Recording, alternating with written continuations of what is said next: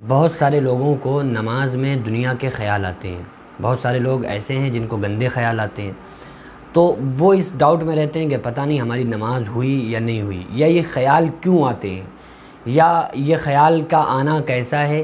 तो याद रखें कि ये जो ख़याल आते हैं नमाज में, तो एक तो शैतान की जानिब से होते हैं, और ऐसा नहीं है कि जितने ख़याल आ रहे हैं वो सब के सब शैतान की जानिब से हैं, ऐसा नहीं है। बल्कि इंसान की एक ज़हनी जो एक फ़ितरत है, उस फ़ितरत की वजह से भी ख़याल आते हैं।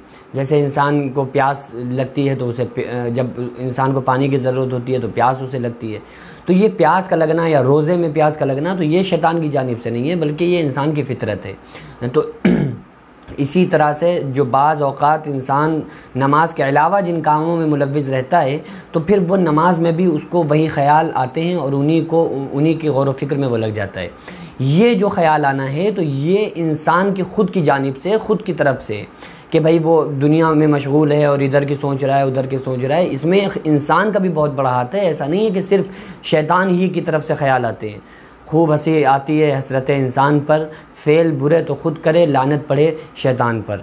हाँ, ये सच है कि शैतान की जानिब से भी ख़याल आते हैं, और शैतान की जानिब से ज़्यादा ख़याल आते हैं। शैतान नमाज में आप जैसे खड़े होंगे, तो वो काम जिनको आप को पूरा दिन याद नहीं रहता है, ऐसे काम जिनकी ज़रा सी ज़रूरत भी नहीं है, तो जैसे ही आप मस्जिद में या नमाज़ पढ़ने खड़े होंगे, तो फ़ौरन ही आपके जहन में वो ख़याल, वो बातें आना शुरू हो जाएंगी, और बस ये लगेगा कि हाँ यार, ये काम बस फ़ौरन नमाज से फ़ारिग़ हों और ये काम हम कर लें जाके।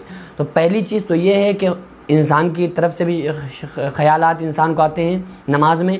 दूसरा, शैतान की जानिब से भी आते हैं। तो शैतान की जानिब से आते हैं, इससे बचने के लिए नमाज को तवील कर दें, नमाज को लंबा कर दें, और नमाज में खुशू खुजू पैदा करें। तो शैतान खुद ही सोचेगा, यार इस बंदे को हम बहका रहे थे, तो इसने नमाज को और अच्छा करके पढ़ना शुरू कर दिया, इसलिए बेहतर है इसे इसके हाल पे छोड़ दिया जाए, और अल्लाह से दुआ की जाए, औज़ु बिल्लाहि मिनश शैतानिर रजीम की कसरत करें।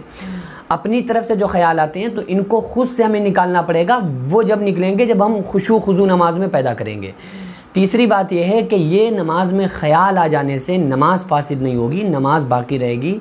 अगर जितने भी ख़याल आ जाएं, या कोई भी आप किसी भी सोच में शैतान ने आपको मुलव्विज़ कर दिया और आप उसे सोचने लगे, लेकिन आपकी अपनी तरफ से जितना हो सके बचाव करें, और नमाज में इस बात का ख़याल रखें कि हमें खुशू खुजू से नमाज को पढ़ना है। बहरहाल आपकी नमाज हो जाएगी, नमाज पर इससे कोई फ़र्क नहीं पड़ेगा।